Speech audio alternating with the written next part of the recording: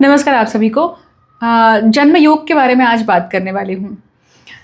जिस दिन व्यक्ति जन्म लेता है उस दिन का जो पंचांग होता है, मतलब नक्षत्र, वार, तिथि, योग, करण, ये सारी चीज़ें बहुत ज़्यादा इम्पॉर्टेंट होती हैं। अब नया साल शुरू होने वाला है और मैं आपको एक ऐसा सूत्र बताने वाली हूँ जो अगर सूत्र आपने अपने पास्ट के सालों पर भी अप्लाई किया तो आपको समझ में आएगा कि किस तरह से ये सूत्र काम करते आया है और आगे किस तरह से काम कर सकता है। अब सबसे पहले पत्रिका ओपन कर लीजिए अपना, है ना। तो जो पत्रिका का फर्स्ट पेज होता है, मतलब जो पंचांग होता है जिसमें बर्थ डिटेल्स, अवकहड़ा चक्र, सारी जो पंचांगीय डिटेल्स होती हैं वो वाला पेज आपको निकालना है। उसमें लिखा होता है जन्म योग। अब जन्म योग मतलब जिस दिन आपने जन्म लिया है उस दिन कौन सा योग चल रहा था।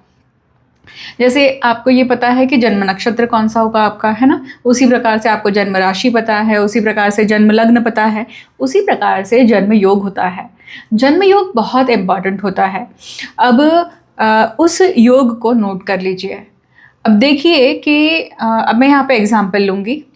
अब जैसे 2026 ईयर शुरू होने वाला है। 2026 जो है जिसके ऊपर मैंने वीडियो डाला है, आप लोगों ने देखा, वो वीडियो जो है वो केतु से अधिष्ठित है। मतलब जो साल है 2026 साल जो है वो केतु से अधिष्ठित होने वाला है। वो कैसे अधिष्ठित होगा इसके ऊपर भी मैंने बात करी है, किस प्रकार से जन्म योग, किस प्रकार से नक्षत्र के जो देवता हैं और नक्षत्र के देवता किस प्रकार से उस चीज़ का द्योतक होते हैं, उनका पूरा साल के ऊपर, उस वर्ष की एनर्जी के ऊपर अधिपत्य होता है।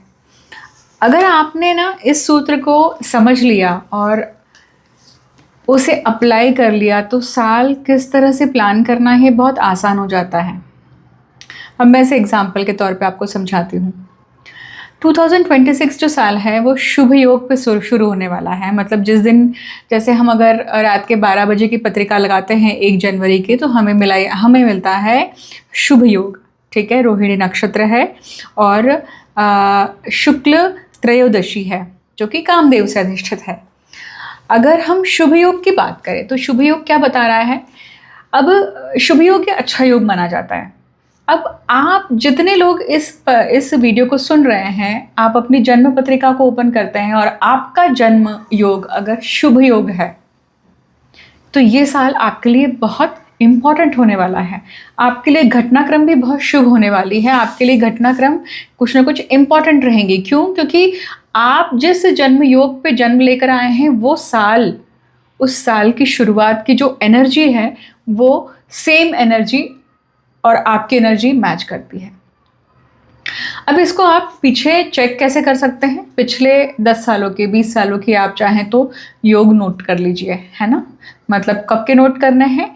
रात के 12 बजे 1 जनवरी की पत्रिका और जो साल आपको देखना है और आपका जन्म योग कौन से साल आया था उसको नोट कर लीजिए। फिर आप देखेंगे कि उस साल में पीछे जाइए और उस साल में क्या क्या घटनाक्रम घटित हुई हैं वो आप नोट करिए। आपको समझ में आएगा कि दूसरे साल के मुकाबले कंपैरिजन में जिस साल आपका जन्म योग था और उस साल वही जन्म योग, मतलब योग आता है, आप उसमें बहुत कुछ अचीव कर रहे हैं या फिर बहुत कुछ खो रहे हैं या बहुत कुछ आपके जीवन में हो रहा है। ये सूत्र लगाकर देखिए और समझिए कि कैसे काम करता है। आप अपने अनुभव भी मेरे साथ में शेयर कर सकते हैं और अगर इसको समझना चाहते हैं तो आपको पत्रिका दिखानी चाहिए, क्योंकि जन्म योग का इम्पोर्टेंस बहुत बहुत ज़्यादा डीप लेवल पे होता है और वो वीडियोस में समझाया नहीं जा सकता है। उसे प्रत्यक्ष पत्रिका के माध्यम से ही समझाया जा सकता है, क्योंकि वो इंडिविजुअल होते हैं। इसलिए महादेव, जय मां कामाख्या।